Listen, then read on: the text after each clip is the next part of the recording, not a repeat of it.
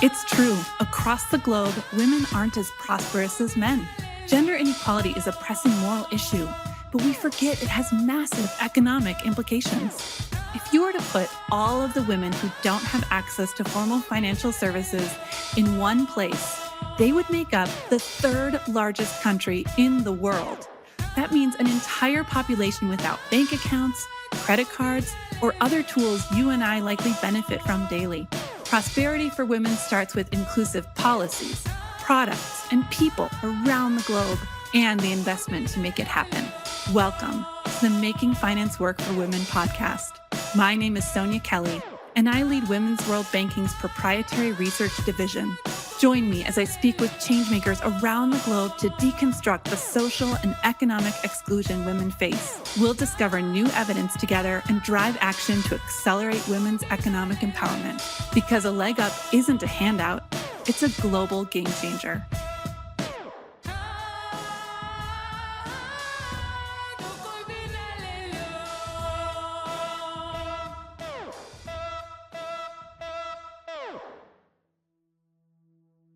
Indeed. Welcome and thank you so much for tuning in to the Making Finance Work for Women podcast, streaming on YouTube and available wherever you get your podcasts.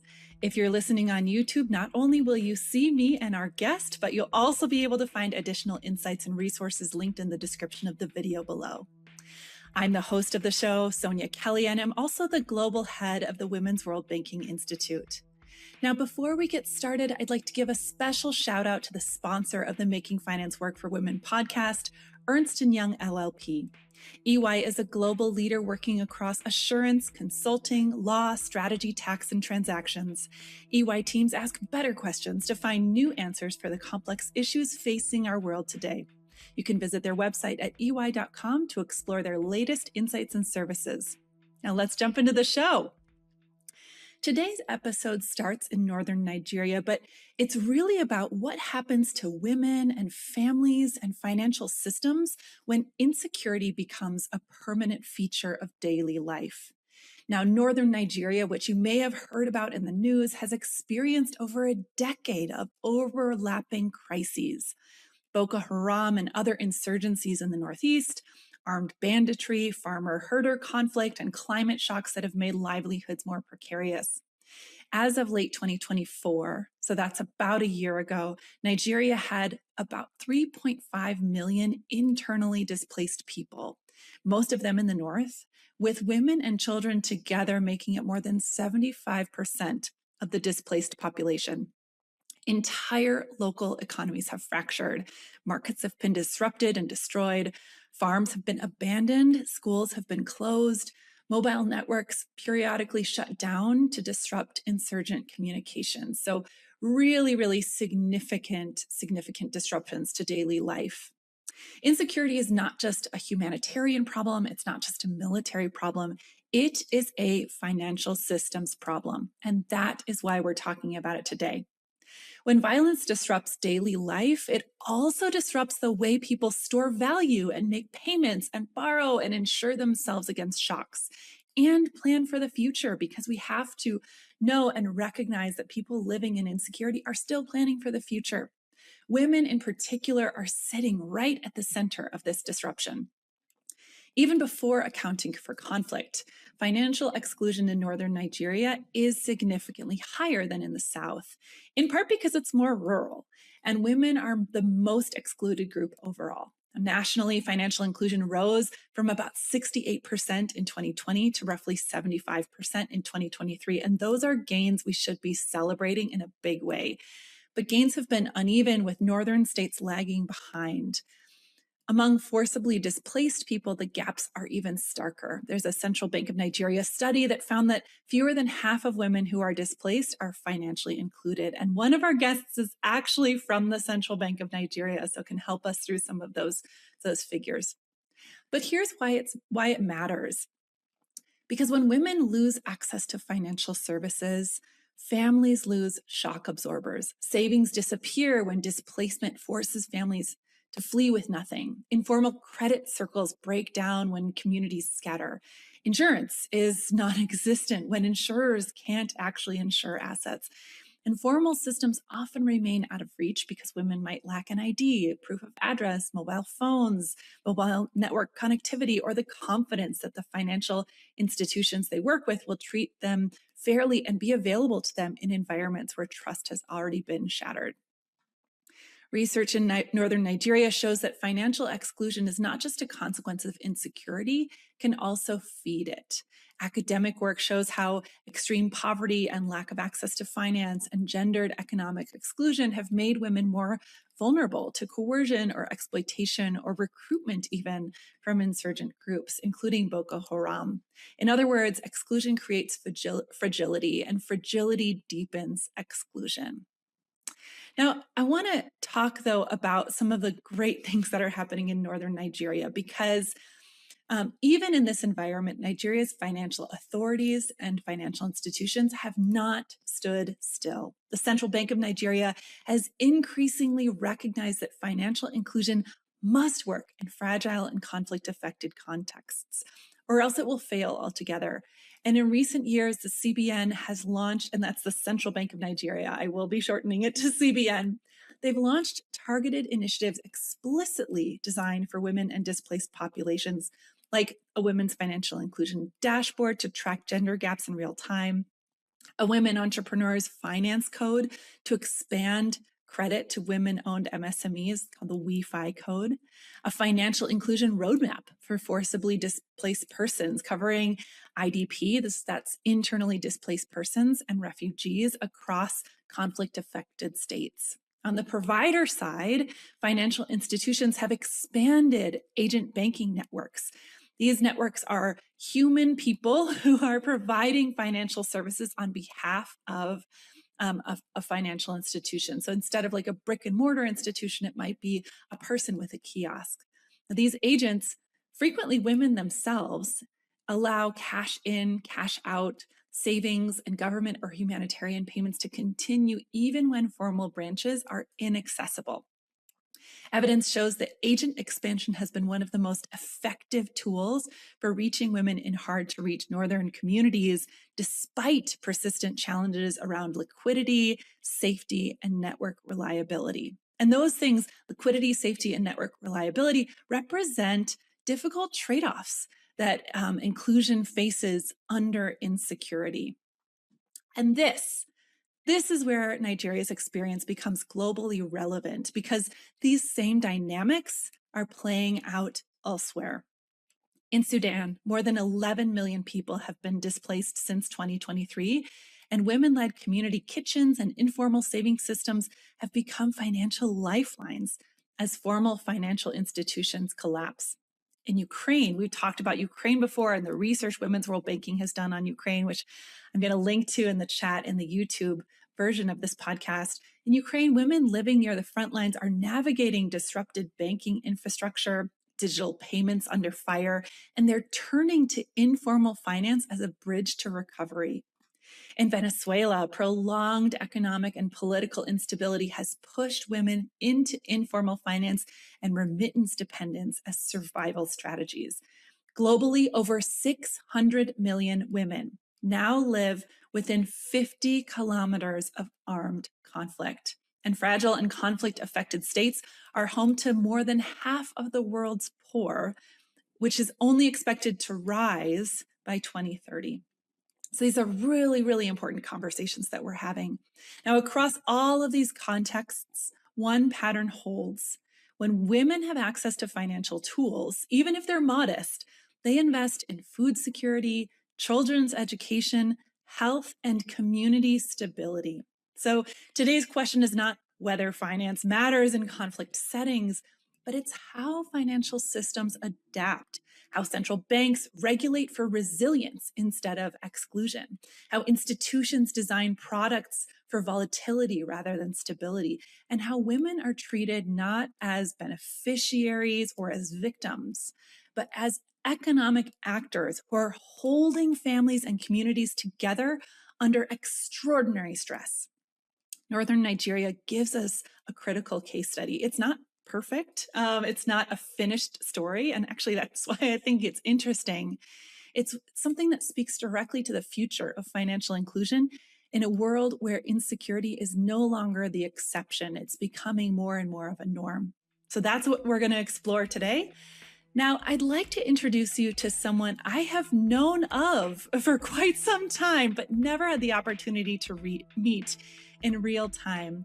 Welcome, Dr. Aisha Isa-Olatinwo. Thank you very much.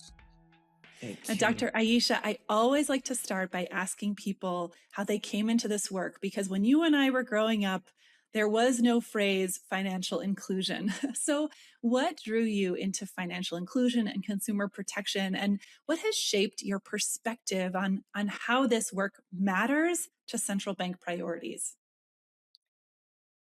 Sincerely, thank you so very much. Very beautiful question. And I would say I my first point of call in terms of where I worked was a bank.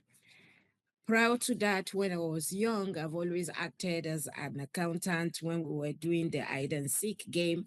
So I use stones to count money, give people a particular number, and I keep it like savings.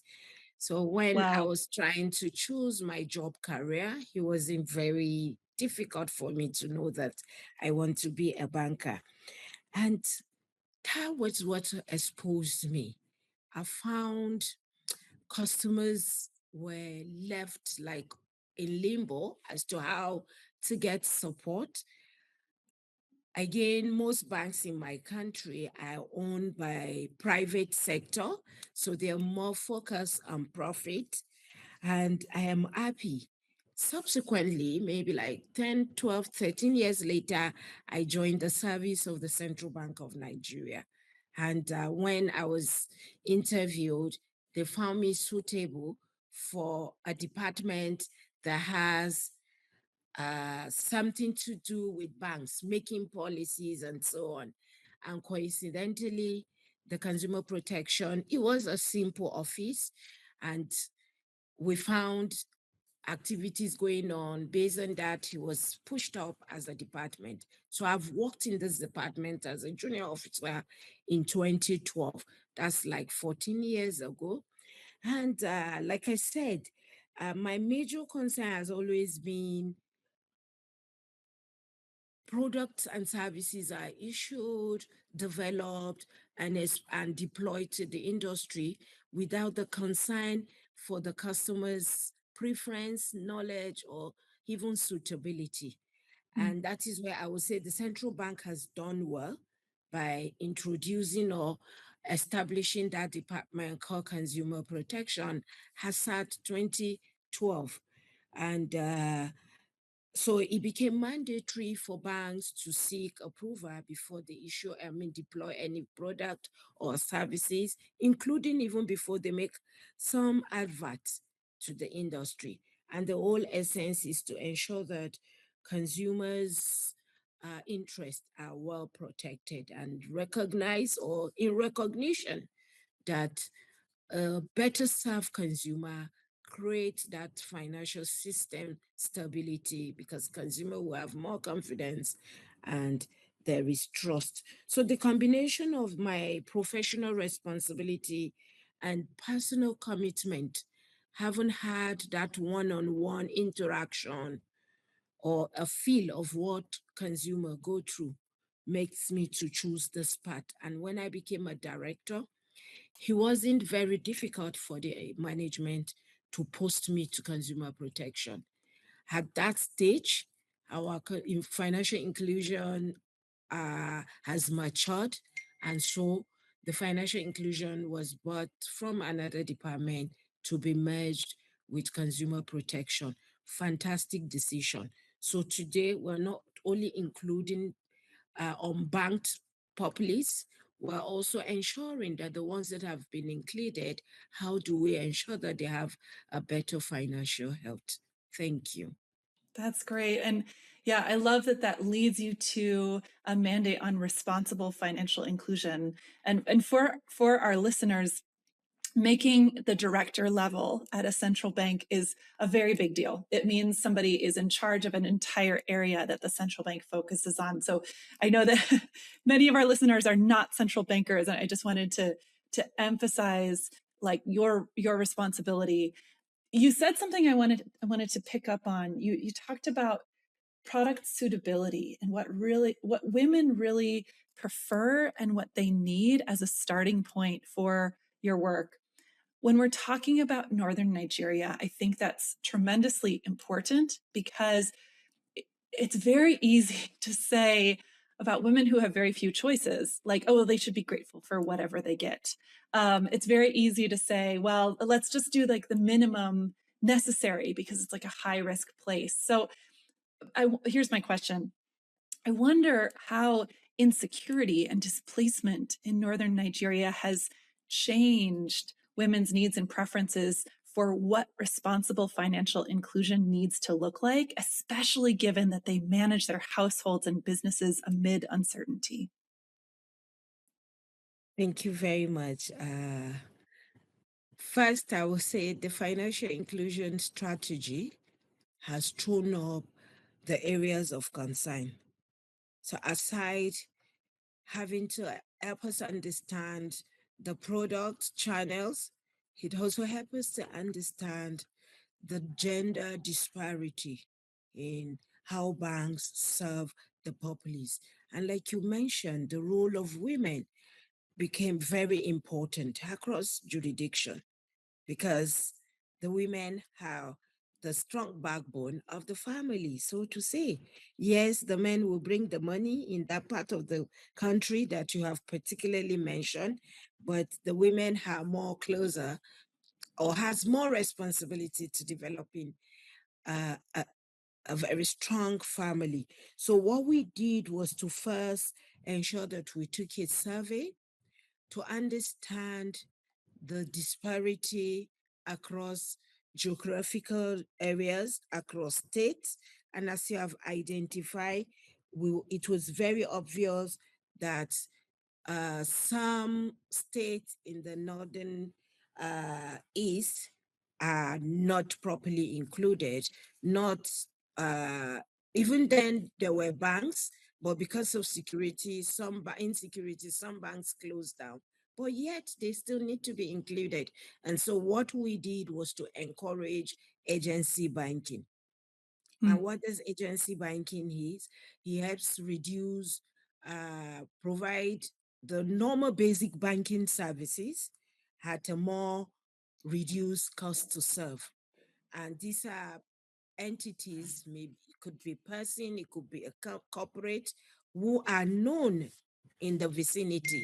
So they also are very conscious of how to manage their own security around that. And so there was a shift from physical branches to more of mobile and agency banking.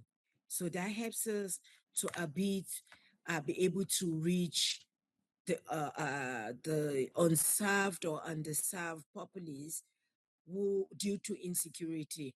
And the good news is that all of this was happening when the communication sector also has like they were the nation was licensing other private sectors other than the national carrier. Prior to them, we normally just have the government telecommunication, but with the licensing of private communication companies like the MTN, Airtel, and so on, we were able to ensure that we took mobile money to the interland. And so instead of having account number, you can do the same thing with wallet. Initially, it was just for transaction, but as we saw growth in that subsector, today you also can have aside transactional wallet, you can also have a savings wallet. So interest are paid on those on the unused money, and that has encouraged we've seen a lot of deposit drive along that line.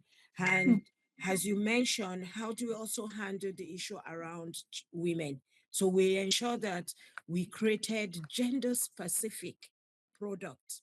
At some point, we got involved with the deposit money banks and the fintechs to ensure that they create gender specific products that serves women, because we also know the issue around culture in the northern parts. Women sometimes are not allowed to mingle so much in the public. So we also have Mm. the financial inclusion campaign. We took that campaign to the displaced, what do you call them?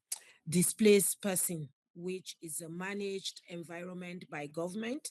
Government also pays social security to some of this displaced person, and we have interaction to encourage them to use the electronic channel rather than cash. So that way, the money gets to the intended beneficiaries. And we're also working with the Bill and Melinda Gates Foundation to continuously ensure that up-to-date survey is provided so that we know where to focus on. We're expecting another survey by July, August 2026, so we can know how to re-strategize. And also our National Financial Inclusion Strategy document is also being reviewed. And the result from that survey will help us know how to redirect our mandate. Thank you. Mm. There's some again a couple of things that I want to pick up on. One was that you talked about women's public mobility being limited and women's ability to engage in public spaces being a challenge. And so that's why mobile money actually ends up becoming a bit of a lifeline for women who need to remain in private spaces, whether for religious or security reasons. I think that was a really important point you made.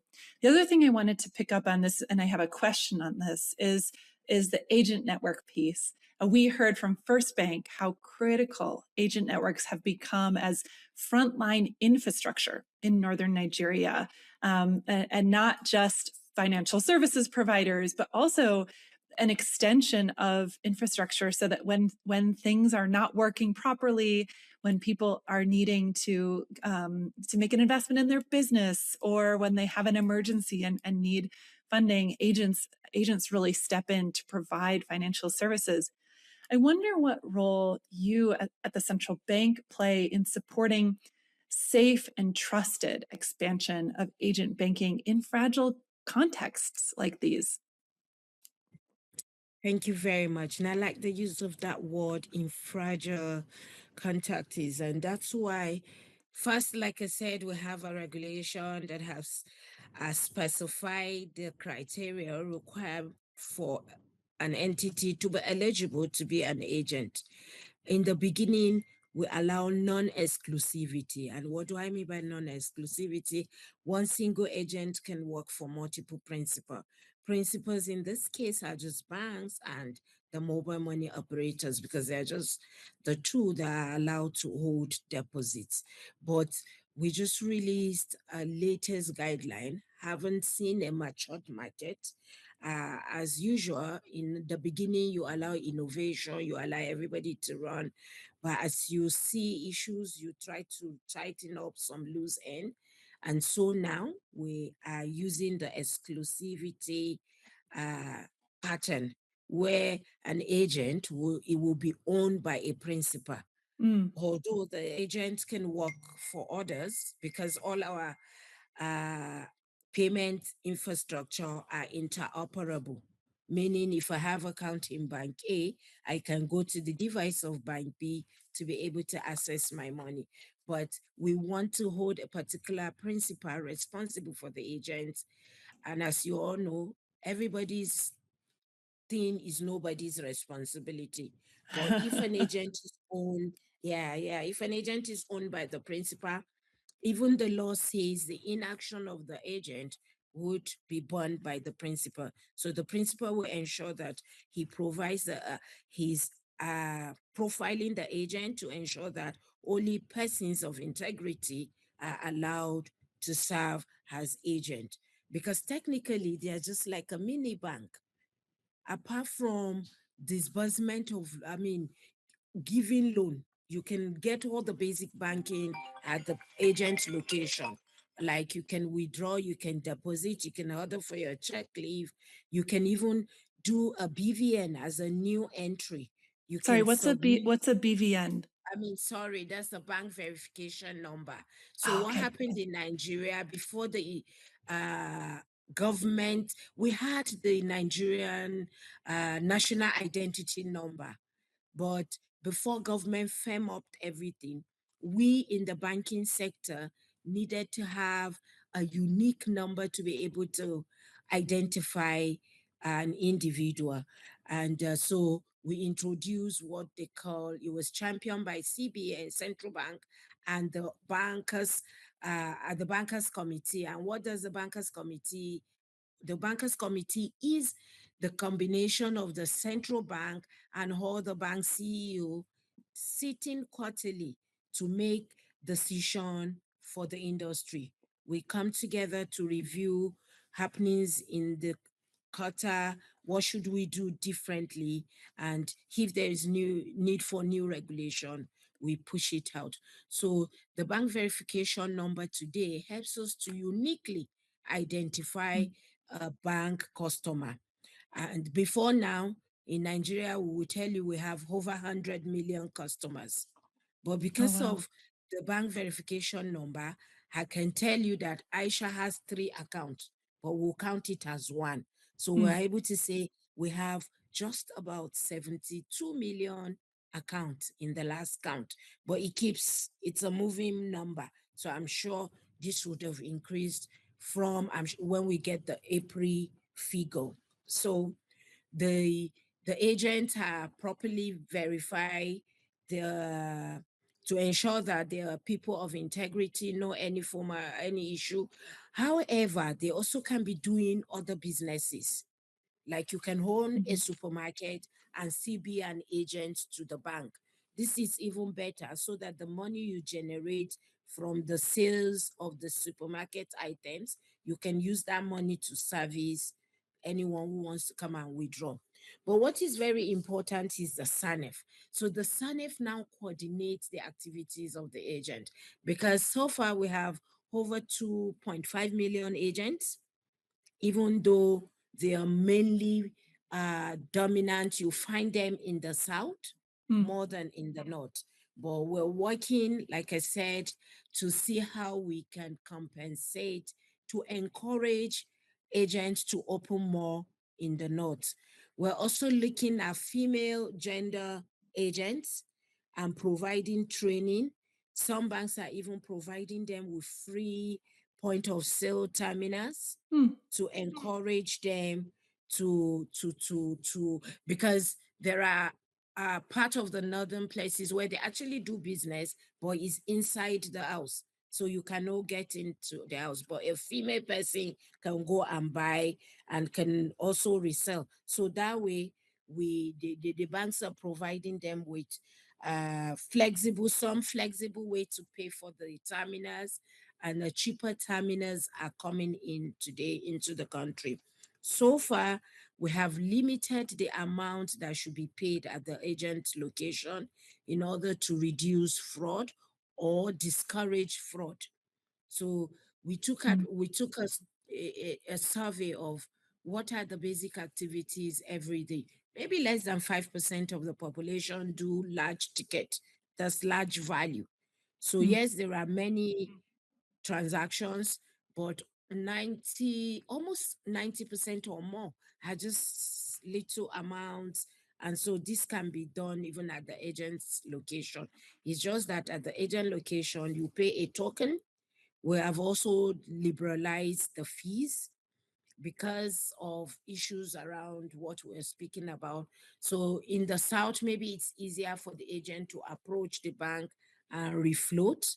So they can pay out same money you're paying out in the South for 50 naira, 100 naira. Mm. He may go for as high as 150 or 200 naira in the North.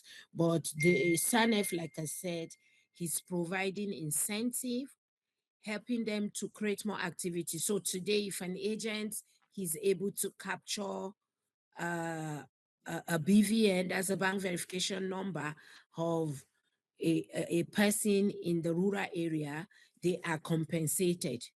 So it does not stop about they Mm. pay, they receive money, but they also provide some activity. And the future outlook will be that consumers can also approach agent to lodge complaints. The agent can be trained to know how to take that complaint and route it to the responsible bank for resolution.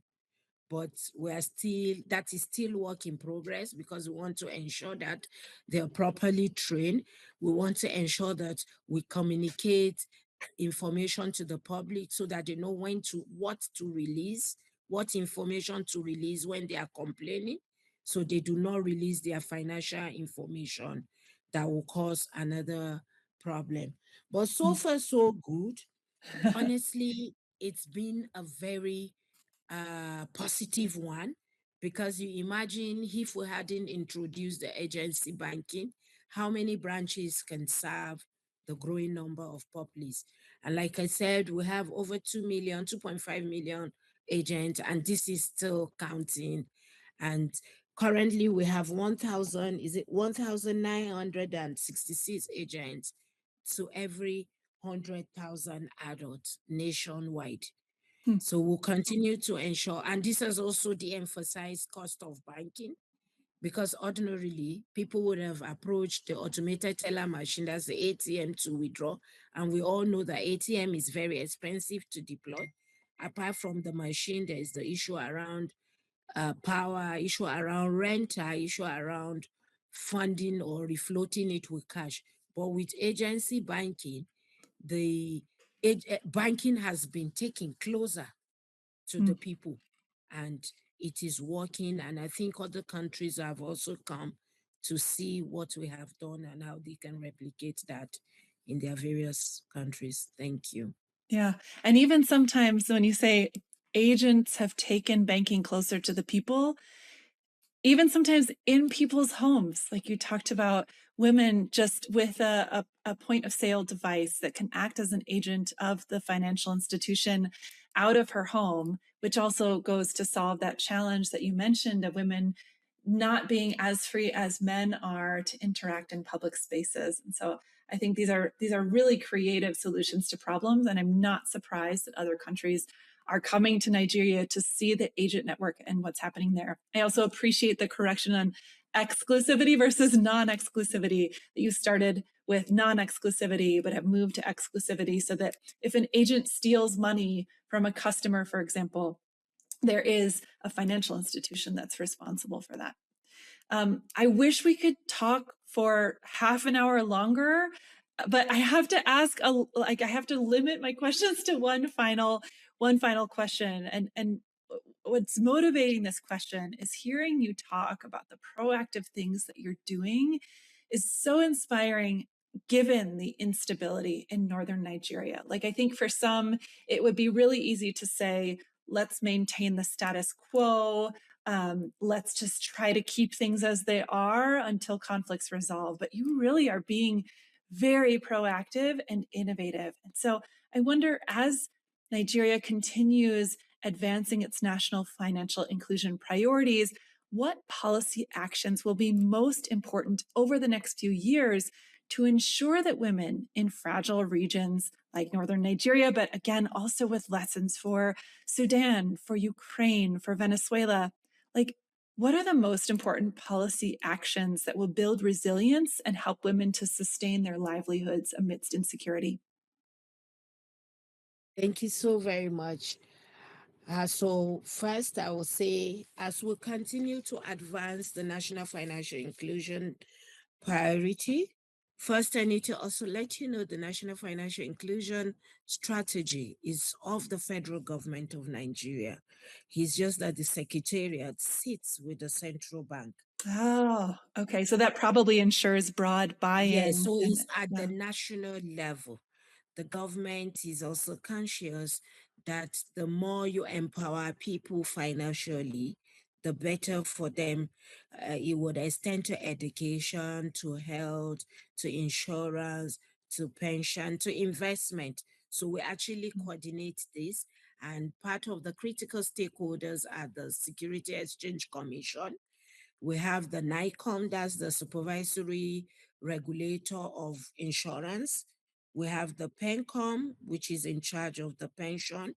We have the Nigerian Communication Commission, which is the entity regulating the telecommunication companies. We have also NDIC, that is the Nigerian Deposit Insurance Corporation, which provides comfort to the banking populace that their deposit is properly insured. I think, if I remember others. So we have the ones coordinating all of these activities. And so when we see that, that's why we cannot say we're 100% included. Because today, even the ordinary guy on the street have some kind of wallet. If you don't have a smartphone, you have a feature phone, you can have a wallet. And a feature phone, for people who are listening, a feature phone is a phone that's not a smartphone. It might not have a fancy screen. It won't have apps. You're primarily interacting on text message. They are still able to reach their banks because using the USSD, that's the unstructured supplementary service data, the telco allow you and take you over as if you have an internet access. And so they take you to your bank. The bank can identify you through, because you have registered that number. So they are able to say, oh, this is Aisha.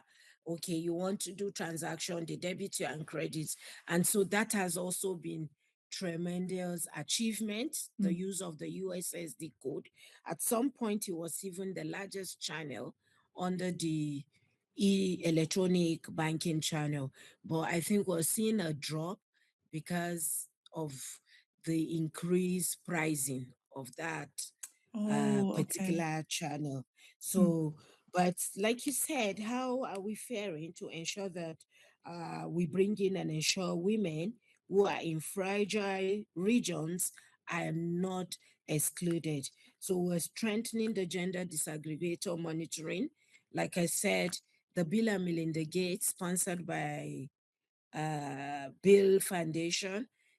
Although the CBN also made a contribution, we are together working to get out the new survey and look at the areas we can properly focus. Yes, we acknowledge that the female gender is still far lesser than the male gender, but we need to know in which area and what products to use to serve that. We will also expand agent banking to conflict zone and the working with the security agency. But honestly, it isn't as bad as we see in the media. But then we agree there are fragile zones, and we're working to ensure that they keep the agents safe. In those zones, you may also, in the beginning, agency banking was more of cash transactions, but we have seen increase e-value. So now you don't have to go to an agent and withdraw cash. You can ask the agent to transfer to your intended beneficiary. So you provide your account detail and the agent will turn the POS to you. You put your PIN and the money will go to the beneficiary's account and the agent and a small income. We are also working with developmental finance institutions with the help or support of World Bank to provide resilience-oriented microcredit and insurance to this segment. And so far, we have about 94 institutions that have signed the Wi-Fi code to encourage women in MSMEs. Then the issue around consumer protection and financial inclusion. We also take this to the fragile area to encourage them to bring their money into the system. Some banks already have started offering mobile banking. So they go with a secured bulletproof van on market days to areas that we think are fragile, encourage account opening, and allow people access to their money. Support were us to provide financial literacy. And in case they need any information or support, we provided a financial touch point. So you can even today at the ATM lodge your complaint. You can walk into any branch of the Central Bank of Nigeria, and we have branches in the 37 states of the Federation. You can also approach all other stakeholders that I've mentioned, like the SEC, the PENCOM, and other stakeholders, and lodge complaint.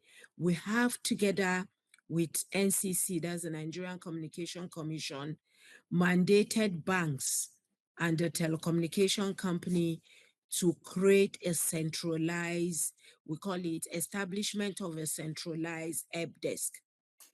So it worked 24/7. And together again with the law enforcement agency, we also created the SOC, that's the Security Operations Center. And so they're looking for intruder into technologies. So even if it's bank, you get a call to check that nobody is trying to hack into your banking solution. And each bank, month on month, are told to check that and do a penetration test to be sure that their systems are fully secured.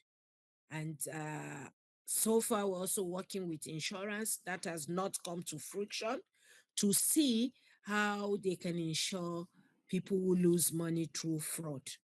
But that is still work in progress, because the premium they are looking at far outweigh even the fraud. So we're still talking to them and see how best we can ensure that consumers, apart from being protected, well informed, even in the eventuality of loss, they are aware that they can be restituted. Thank you. Yeah, and that I would love to come back to the fraud issue in a future episode. It's an issue I'm particularly passionate about. Dr. Aisha, thank you so much for your time today and for your insights. I really appreciate it, and I know our listeners do too. Thank you, and I'm glad to be here. Happy to always speak to you, and together we will make a better world. Thank you. Yes, yes, together we will make a better world. That's great. And now, a word from our sponsor. EY applauds Women's World Banking's 45-year legacy empowering women through financial inclusion. Together, we have a common vision to build a better financial services industry, one that is stronger, fairer, and more sustainable. Find out more on ey.com. I'd like to introduce now our private sector guest. Ikemefula Nwachukwu is the head of financial inclusion services at FirstBank of Nigeria Limited. He oversees the bank's strategy to expand access to financial services through agent banking, digital channels, and inclusive product design, helping extend formal finance to underserved communities and support broader economic participation across Nigeria. Welcome, Ikemefula. Thank you very much, Sonja. It's good to be here. Thank you, viewers. Good to have you. Wonderful. And it's good to have you too. Now, I always like to start by asking how you came to this space. Like when you were a child, we weren't talking about financial inclusion and nobody said, I want to be in charge of financial inclusion at a bank. So tell me, what is your origin story? How did you move into financial inclusion? Okay, so thank you, Sonja, once again. Very interesting question you've asked there. My journey has been dorsey undulating of some sort. Asking when I was born, I never knew I would be a banker in the first instance, much more being into financial inclusion services. By the way, I studied chemistry in school, so I should be in the laboratory mixing chemicals. But here we are. Here we are. Interestingly, I would say, coming from mainstream bank, as you were, I quickly saw the large segment of the society that were underserved. I just feel that the traditional banks weren't doing enough to provide financial services to this large unserved territory. So when I joined FirstBank, given the legacy and the national footprint that the bank has, that provided me with a platform to then launch into financial inclusions where we sought to close the gap in the rural communities and then ensure that both informal businesses, but particularly women who are economically active but lack access to financial services are providing some form of financial inclusion tools. So what drew me deeper into financial inclusion was then the opportunity of rethinking banking as well, not just as a service for the already included, but as an enabler of livelihood. So over time, I simply just became more involved in building solutions like agent banking, digital channels that bring financial services closer to the people where they live and where they work. So for me, personally, I'll say financial inclusion is not just a function. I would rather say that it's a strategic imperative for driving both impact and sustainable growth. That's how I And if I could draw a parallel between your studies and wanting to be a chemist and now your work, it seems like in both cases you're changing things. You're changing systems, and you said like you're rethinking banking, and so I'd like to think that you're changing all of the ingredients and making something new. Now, one of the things we like to talk about at Women's World Banking is women's behavior and their needs and preferences given their context. And my understanding is that in northern Nigeria, insecurity and displacement are reshaping how people earn and move and manage money. So I wonder, from what you're seeing, how has that changed what women need the most from their financial services providers? Thank you. Sorry again. That's a very touching question again that you asked. So, what we are seeing in northern Nigeria is some form of crisis that has fundamentally changed the way financial services are provided. Have also changed financial behavior in themselves. So, women are no longer just managing their businesses; they are now managing uncertainties on a daily basis. So income has become irregular because of insecurity. We also know that mobility is sort of constrained, and safety has also become a major concern in northern Nigeria. So the traditional Safety. financial products, fixed payment schedules, for instance, rigid accounting structures, don't really align with their needs right now. What these women need now is flexibility. So I would describe their needs in three buckets. So what they need is access to funds that closer home. They also need the ability to transact safely without traveling long distances. And finally, I would say they need financial products that can adapt to fluctuating income. So at First Bank, really, we are seeing a growing demand for solutions that are not just accessible, but also responsive to these changing conditions in northern Nigeria. Quite unfortunate situation that people in northern Nigeria are facing, but especially women, as we are discussing in this podcast. Yeah. And you talk about changing solutions. From my perspective, one of those critical solutions is agents. I mean, agent banking is the main way that many women around the world, but especially in northern Nigeria as well, agent banking is the main way women access cash and access financial services close to their home, because they could be very far from a branch, from a bank branch. Not everyone around the world, though, Ikemefula, is familiar with agent banking. So I wonder if you could talk to us about what role agents are playing today in helping women keep their households and businesses running during uncertainty as a community resource. Thank you, Sonia.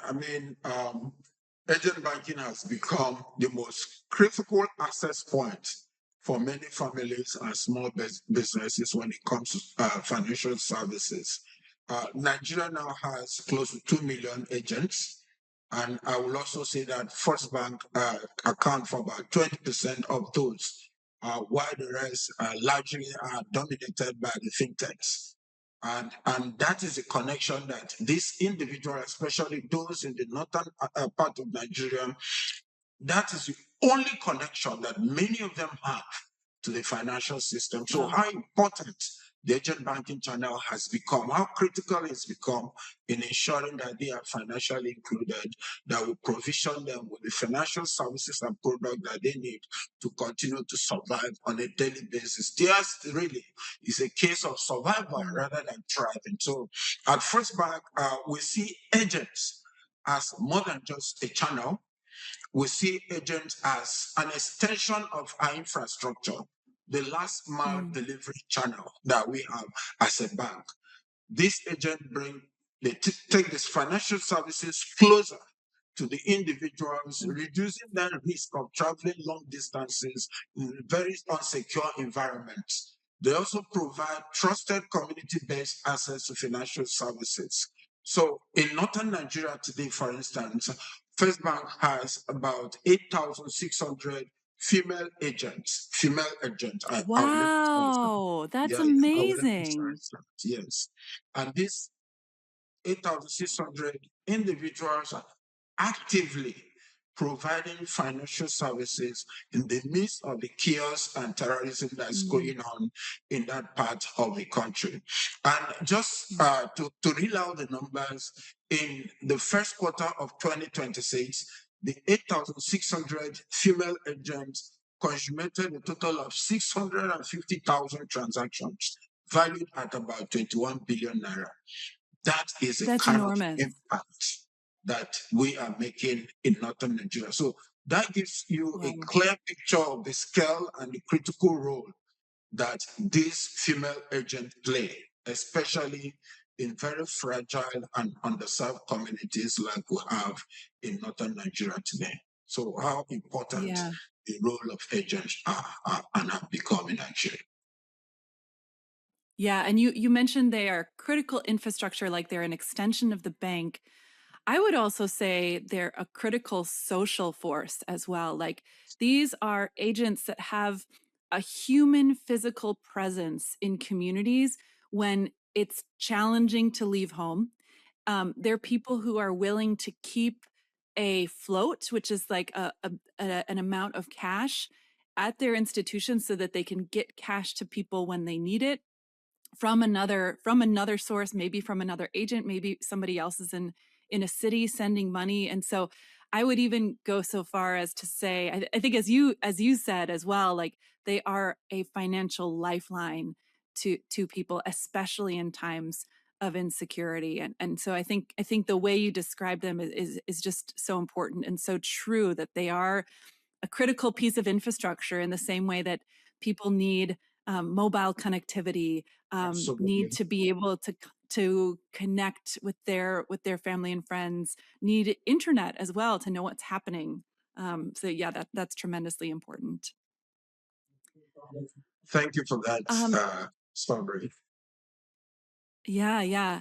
Now, you are, you work in the financial sector, you work for a big bank, and that means one of the things that you're focused on is risk. Always thinking about risks. What are the big risks you see in northern Nigeria? Tell me a little bit about the risk perspective here and why you're still investing in financial inclusion there, even amidst the risks. Okay, thank you, Sonja again. I mean, risk is a very important aspect of what we do as a bank.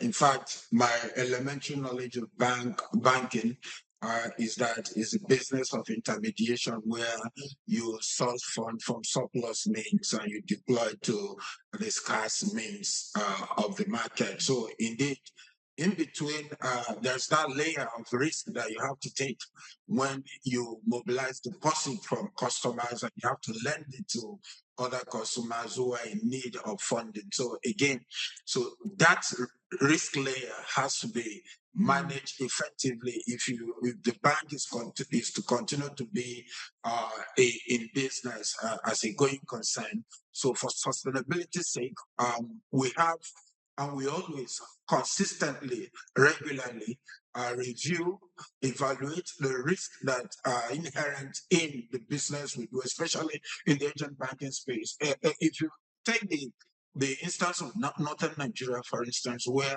you know that mobility is restricted, you also know that there could be insurgents in one place today or tomorrow, and you have agents in that location, you know that anything could go wrong with those agents. Those agents have your infrastructure, they have your POS terminal, for instance, they have your branded materials, for instance, so that they are able to gain the trust and confidence of the community that they serve. So in that situation, if anything goes wrong, the bank is going to lose those infrastructure in the hands of the agent.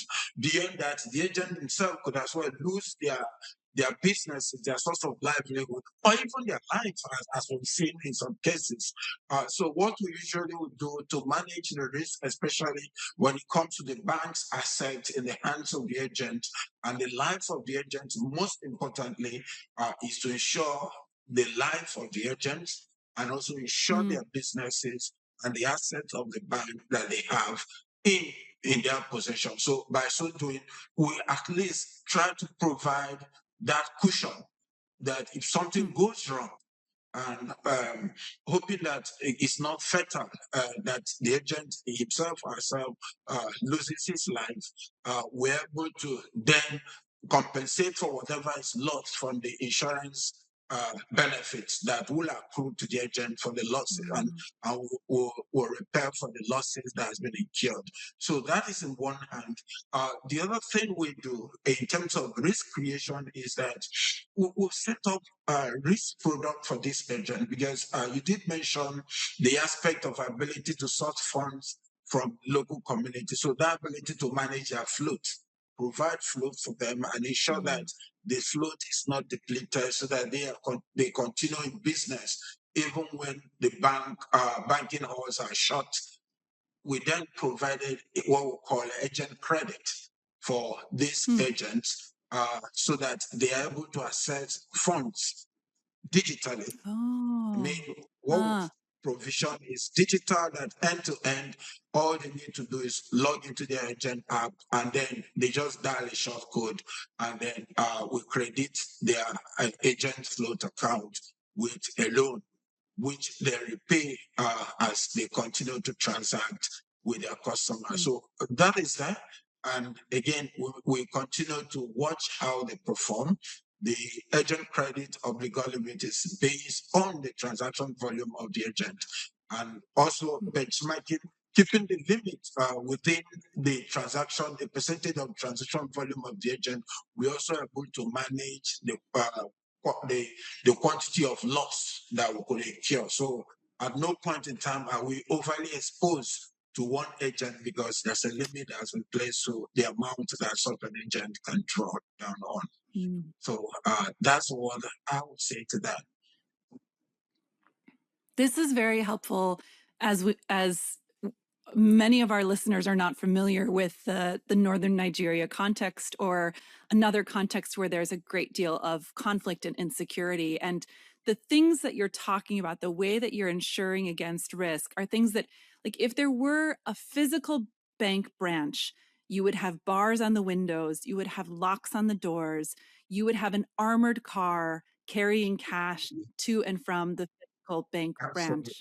But you can't do that if it's human infrastructure. And so I think it's really clever the way that you have created the risk mitigation solution that is analogous to what you would be doing to a physical branch, but doing that on the agent side, ensuring their life, ensuring their property, and like making sure that if there is loss, that they can recover from it, and then also having that cash management plan so that they don't have to have huge amounts of cash on hand all the time, and they can manage that risk themselves too. I think that, to me, shows a great deal of trust in your agents.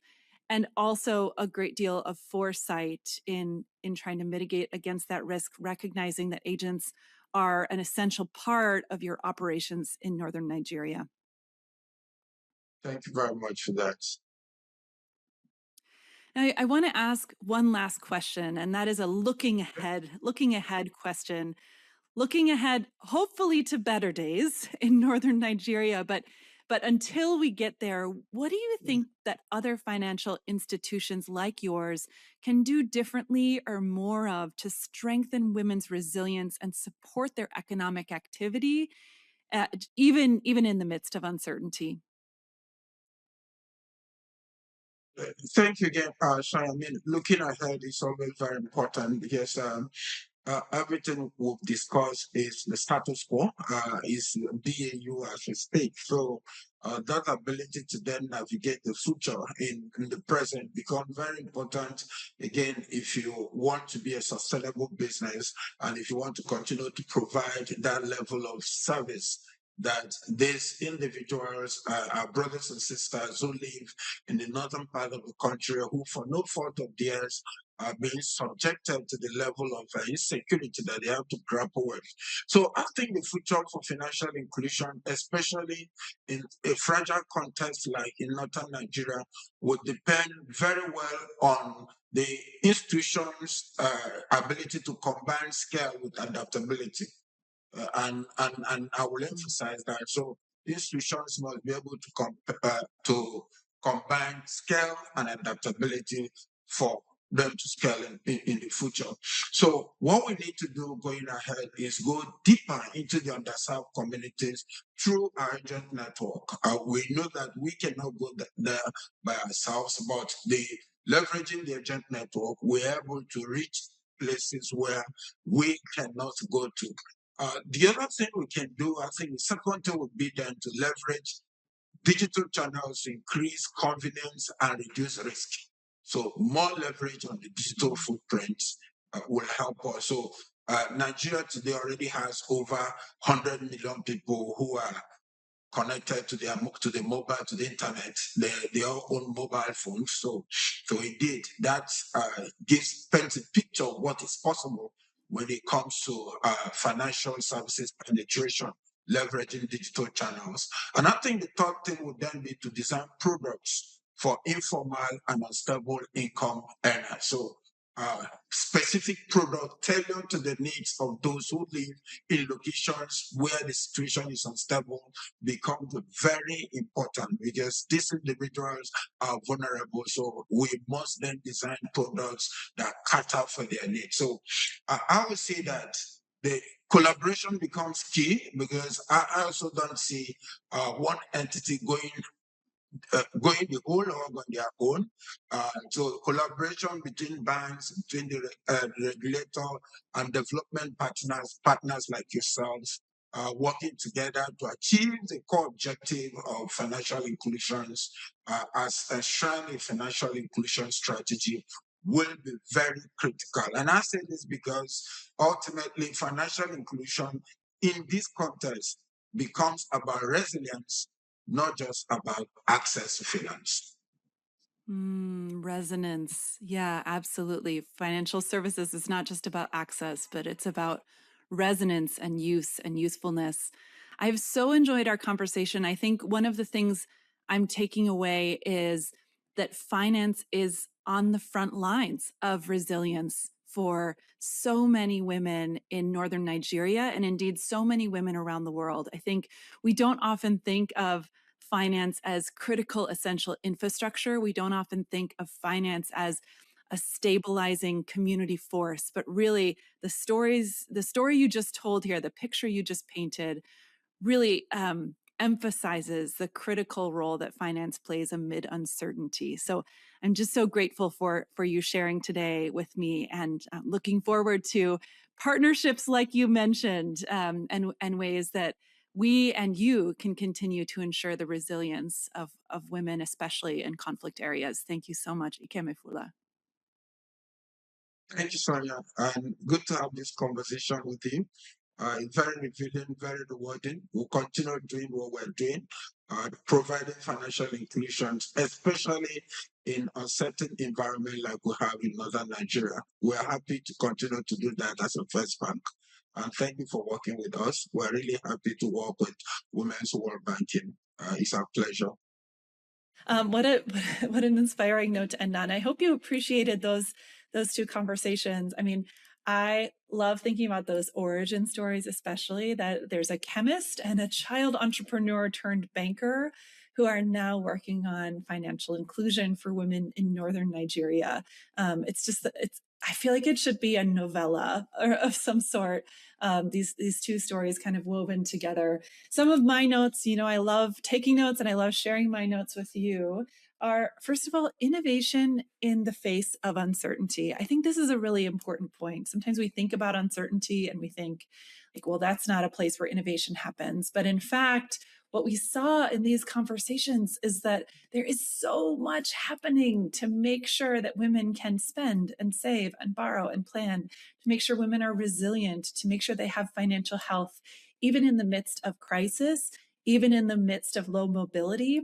And there are innovations and ways to ensure that happens, to make sure that women are not left behind.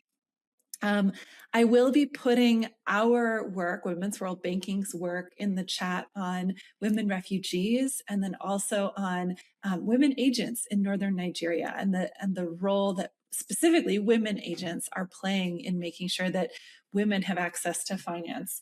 The last thing I want to say is, welcome to our new listeners. We've been seeing our numbers tick up massively over the last few months.